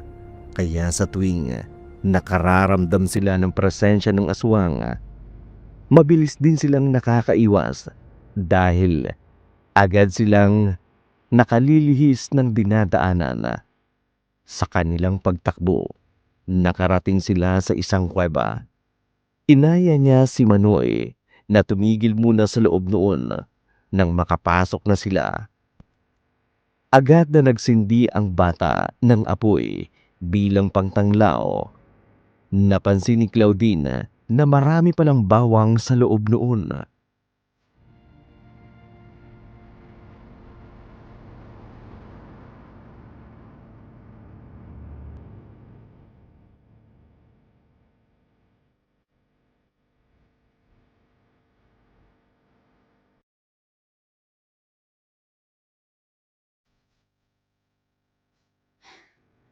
Bakit ang daming bawang dito? Tuwing may pera ako, bumibili ako ng bawang at iniipon ko rito. Nakita mo naman, ate, Nang ibinato ko yun sa mismong mata ng aswang, agad siyang nanghina at natumba. Oo nga pala. Pangontra nga pala ang bawang sa aswang. Kaya ito rin ang aking pinagtataguan. Kasi alam kong hindi ito pinupunta ng aswang eh. Maitanong ko lang pala, bata. Lahat ba nang nakatira sa paupahang yun ay aswang? Oo ate, lahat yun sila aswang. Tayong dalawa lang ang hindi. Si Rafael, yung best friend ko. Hindi siya aswang. Matagal na kaming magkakilala. Hindi ako sigurado eh. Kasi ngayon ko lang siya nakita pero hindi maganda ang pakiramdam ko sa kanya. Maitanong ko lang pala, kung hindi ka aswang, bakit nakikisama ka sa mga aswang na yun? Nung isang araw lang naman kasi ako nakarating dito eh. Ano bang nangyari? Bakit ka tumira rito? Ano kasi ate, namatay yung mga magulang ko. At wala nang ibang pwedeng kumukup sa akin. Kundi si Tio Roland na lang. Hindi ba aswang din ang Tio Roland mo? Nayanggaw siya simula nang mangupaan dito. At niyakap niya na ang pag-aswang. Yanggaw? Yan ba yung taong naging aswang dahil kumain ng pagkain ng aswang? Oo ate, gano'n na nga. Eh ikaw, bakit di ka nayayanggaw? Umiinom ako ng pampasuka. Hindi rin tinatanggap ng katawan ko ang mga pagkain nila dahil sa sama ng lasa. Kapag sumusuka ako, sinisiguro kong walang makakakita sa akin at hindi nila maaalata. Kanina, nahalata nilang sumuka ako kaya nagalit sa akin at tinangka akong patayin. Kung hindi raw ako magiging aswang, gagawin na lang nila akong pulutan. Mabuti nga at kahit bata ka, alam na alam mong gagawin. Kasama ko ang Diyos ate. Hindi ako pababayaan ni Papa God. Kaya nilalakasan ko ang loob ko. Ganyan nga bata. Daig mo pa nga ako eh. Mukhang mas matibay pa ang paniniwala mo kaysa sa akin. Ako kasi, palagi akong takot. Pagkatapos ng pag-uusap na iyon, nanahimik na ang dalawa. Inabot na sila ng antok sa kuwebang iyon, kaya naman doon na sila nakatulog. Kinabukasan, nagdesisyon na si Claudine na tuluyan ang umalis doon. Si Manoy naman, nagpaiwan sa kuweba. Wala siyang balak na bumalik at isama siya ni Claudine sa pag-alis nito. Pagbalik sa paupahan, napansin niya na mukhang nagkakasaya ang mga tao.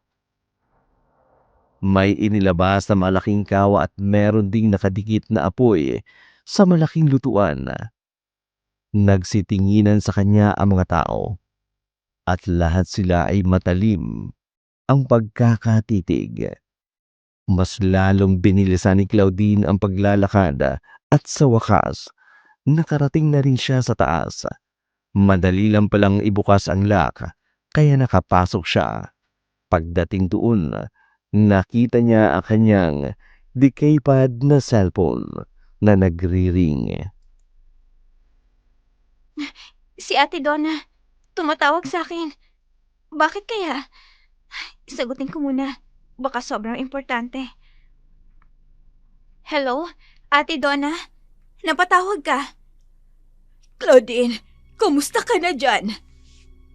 Ibabalita ko rin sana sa'yo, ate, kung anong nangyari dito. Bakit? Ano bang nangyari dyan? Ate, mukhang lalong nagkaloko-loko ang mga nangyayari dito. Napapunta ako sa paupahan ng maraming mga aswang. Ano? Nako, umalis ka na dyan. Yun na nga ang gagawin ko, ate. Aalis na ako rito kasi mapapahamak ako sa lugar na to. Oo, at dapat lang na umalis ka na dyan. Bumalik ka na rito. Bakante pa ang tinutuluyan mo at wala pang nangangahas na umupa rito dahil nga sa mga nangyari. Teka, ate, okay na ba dyan? Eh yung maglola? Yung maglola? Hindi naman talaga sila aswang. Wala na ring ibang nangyayaring kakaiba rito. Simula nung umalis kayo ni Rafael, at wala na rin akong nararamdamang kakaiba tuwing gabi. Ano? Pagkaalis mo, bumalik din agad sila rito. Bakit nawala sila ng umaga? Albularyo kasi ang matanda. Meron silang kinagamot kasi may nag-text kay Yana na nangangailangan ng tulong. Pero, sino yung pinaghihinalaan natin, ate? Kung hindi yung maglola. Isipin mo kung sino pang ibang kahina-hinalang tao sa lugar natin. Teka, ate, si Rafael, hindi kaya siyang posible? Kasi nang mangyari ang mga insidente, ay kararating lang din ni Rafael. Kasabay sila ng maglola. Sige ate, ganito, mag-iimpake na ako ng gamit. Tapos babalik na lang ako dyan. Sige, mag-iingat ka ha. Oo ate. Nangatal ang kamay na kinuha ni Claudine ang kanyang malaking maleta. Ang mga damit ay isinilid niya sa maliit na aparador na nasa loob ng kwarto. Muli niyang inilabas. Halos masagi niya na ang lahat ng bagay sa paligid niya. Sa sobrang pagmamadali, sinigurado niyang lahat ng importanteng bagay ay nadala niya. Nang handa na siya, sa kanya inilagay sa likod ang kanyang backpack at bitbit ang isang maleta at malaking eco bag. Pero pagbukas niya ng pinto,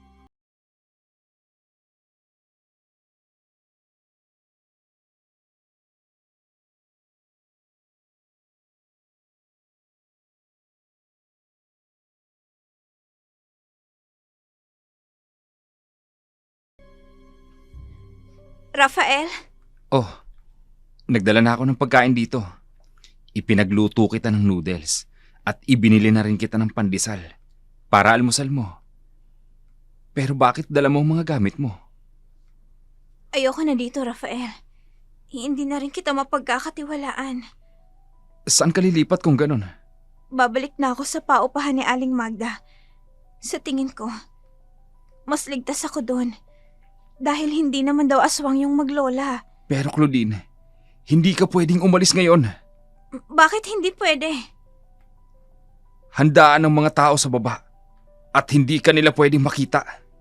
Bakit naman hindi? Dahil ba, aswang sila? At baka pag-interesan nila ako? Claudine, Alam ko na ang totoo. Ang lahat ng mga kasama mo rito. Lahat sila aswang, hindi ba? At ikaw, hindi na rin ako sigurado sa'yo. makinig ka sa akin, Claudine. Kapag tapos na ang handaan, pwede ka nang bumaba at umalis. Sa ngayon, dito ka muna. Alam mo, naguguluhan ako sa'yo, Rafael. Ano bang rason mo't dinala mo ako dito? Hindi ko maintindihan. Diyan ka na lang muna. Rafael! Rafael, pagbuksan mo ako rito! Huwag mong ilakang pinto! pilit na kinakatok ni Claudine ang pinto. Pero wala na si Rafael doon. Nagsumikap na rin siyang ugain ito. Wala na rin siyang lalabasan sa bintana dahil nakakandado na rin. At mukhang ginawa ni Rafael noong wala siya sa silid na iyon. Wala nang nagawa si Claudine kundi ang maglupasay. Wala na rin siyang naisip na paraan kung paano makalalabas. Inabot na siya ng gabi. At ilang sandali lang, may narinig siyang kalusko sa may pinto. Nabuksan ito at bumungad sa kanya si Manoy.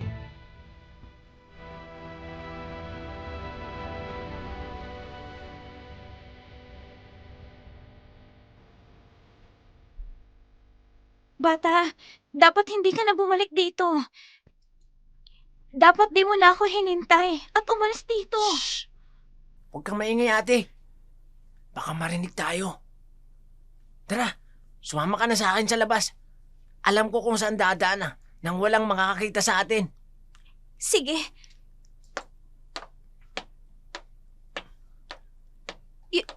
Yun si Rafael? Ate, hindi na yan siya tao. Mukhang tao lang kapag nakatalikod. Pero unti-unti nang nagbabago ang kanyang anyo. Hindi. May kailangan akong malaman sa kanya. Claudine, naririnig kita sa likuran ko.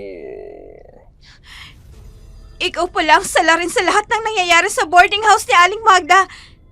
Pero bakit dinala mo ako dito? Pasensya ka na, Claudine. Hindi ko agad sinabi sa'yo ang totoo. Dahil nagpapanik ka. Pero ang dahilan kung bakit dinala kita rito ay para unti-unting ipaalam ang nangyari sa akin at malaman mo rin ang totoo sa lahat na nangyayari. Ano bang nangyari sa'yo? Na-assign ako sa lugar na ito para mangaral at sa paupang ito. Wala akong alam na aswang pala ang mga kasama ko. Niyanggaw nila ako at ginawang kagaya nila. Bakit hindi mo sinabi? Natatakot akong iwasan mo ako dahil mahal kita, Claudine. Pero, bakit mo pinayagan ang sarili mo na maging ganito? Dahil sa pananampalataya ko. Sa kagastuhan kong gawin ang aking misyon bilang isang pastor. Pero hindi ko alam. Nahahantong sa ganito. At dumating sa punto na hindi ko na mapigilan ang sarili ko na manakit ng iba. Hindi ko mapigil ang aking pagkaswag. Kung sinabi mo sa akin ang totoo, hindi ko na kailangang maguluhan sa lahat ng nangyayari. Ang dami kong taong napagbintangan, Rafael. Pasensya na kung nilito kita. Pero ngayon din ang tamang oras. Bago ako mamaalam. Rafael, anong ginagawa mo? Bakit hawak mo yung krus? Hindi ko na kayang manakit ulit, Claudine. Hindi ko na kayang pumatay ng tao. Kaya sarili ko na lang ang kikitilin ko. Rafael! Wag! Huwag mong isaksak yan! Rafael! Si Rafael! Si Rafael! Rafael! Ate! Umalis na tayo dito! Ang mga aswang! Mukhang nakatulog na sila sa atin! Rafael! Mahal kita! Rafael, tanggap kita! Ate Claudine! Umalis na tayo! Pero Umalis na tayo! Ate Claudine, ang mga aswang andyan na! Wala ka na magagawa sa kanya! Huwag mo na tayo! Sandali, teka!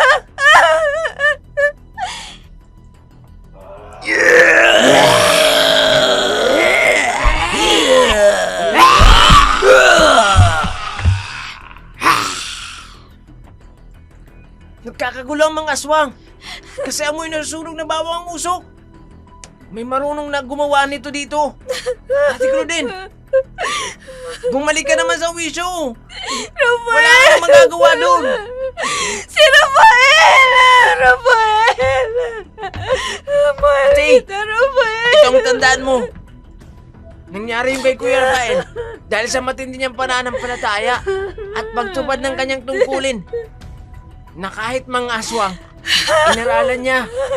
Ngayon ate, ang isipin mo na lang, may gantimpala sa kanya.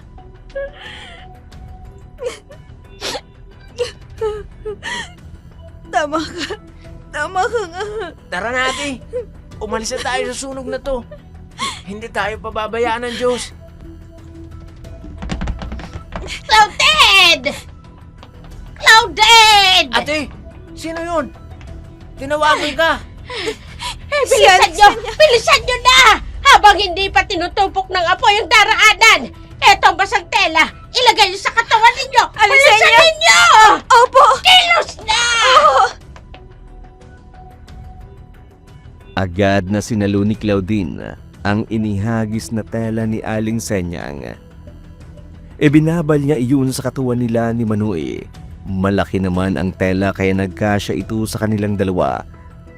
Habang naglalakad sa gitna ng sunog, marami mga nagbabagsakang umaapoy na kahoy. Pero napagtagumpayan nilang makalambas roon. Panay din ang dasal ni Manoy habang naglalakad sila. At ilang saglit lang, sa wakas, nakalabas na sila. Patuloy na natubok ang paupahan na yun. Natubok din ang lahat ng aswang at sila'y ligtas na.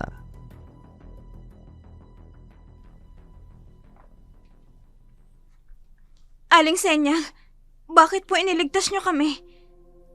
Aba, sinabi ni Donna na nandito ka. Tapos nag-aalala kami kasi hindi ka pa bumabalik doon. Nagsabi ka na babalikan na. Ay, mabuti na lang kamo. Marunong ako na pumunta rito. Marunong ako sa ganito na mag-espiya nang hindi nahuhuli. At nilagyan ko ng maraming bawang at gas para mangamoy at manghina sila. Ganon yun. Maraming salamat po, Aling Senya. At patawarin niyo po ako kung napaghinalaan ko ho Ay, kayo. naku, hayaan mo na. Kasalanan din namin maglola. Palagi kaming gising sa gabi, tulog sa araw. Ay, lagi kaming lasing at mahilig kami sa lamang loob ng baboy. Pilang pulutan. Abay, ipiniprito namin yun habang umiinom. Minsan nga, nalilimutan namin na may naiwan pa pala kami sa mangkok tuwing umaga na. Masarap kasi. Aling Senya, gusto ko pong malaman, bakit nga po pala palagi kayong naglalasing? Kasi namatay ang buo naming pamilya. Malapit ang bahay namin dito dati. Pinatay sila ng mga aswang. May trauma na kami tuwing gabi. Napapanaginipan namin ang nangyari. Kaya dinadaan namin ang apo ko sa pag-inom ng alak.